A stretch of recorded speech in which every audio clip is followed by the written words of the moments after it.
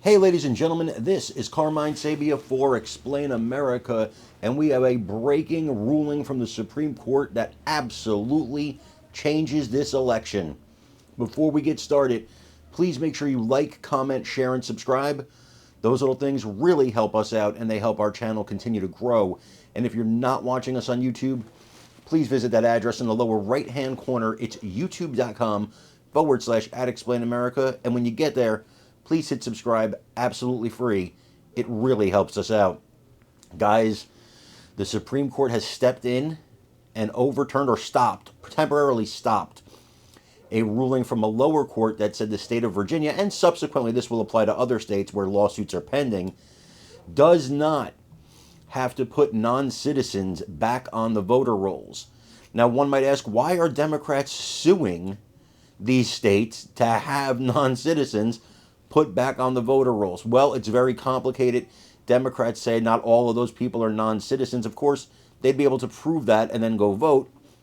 But I digress. The case went before the Supreme Court. The Supreme Court, in a split ruling with all the conservatives on one side and the three liberals on the other, said no, Virginia doesn't have to put them back on, and neither basically does any other state that did the same thing. This is a massive victory, in my opinion, for election integrity.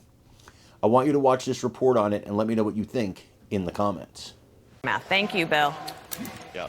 Hey, we got some breaking news. U.S. Supreme Court a moment ago now just ruling that Virginia will be allowed to resume its purge of voter registrations. Remember, the governor said that there were some 1,600 who were admitted non-citizens. David Spuns live with that in D.C. What's the word, David? Hello.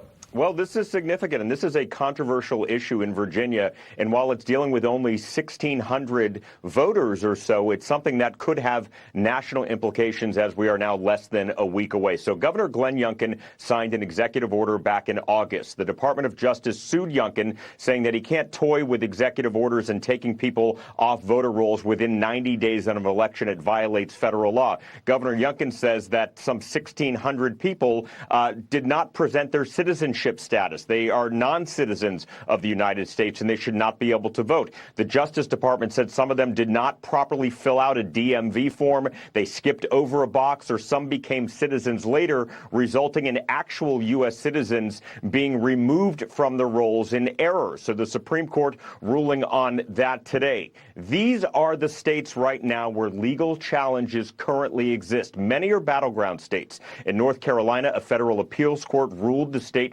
Republican Party's effort to question some 225,000 ballots must stay in federal court, not move to state court. That's a temporary win for Democrats there. In Pennsylvania, the Supreme Court expected to rule about provisional ballots there. Now, while the justices are busy, the court did cross off one case, or if you will, two cases yesterday. Robert F. Kennedy Jr.'s name will remain on the ballot in Michigan and Wisconsin, though he wanted it taken off after endorsing former President Trump. Even though he's no longer a candidate, people can still vote for him in those cases. The High Court also involved in several pre-election cases. Both campaigns have said they've recruited Bill and Dana thousands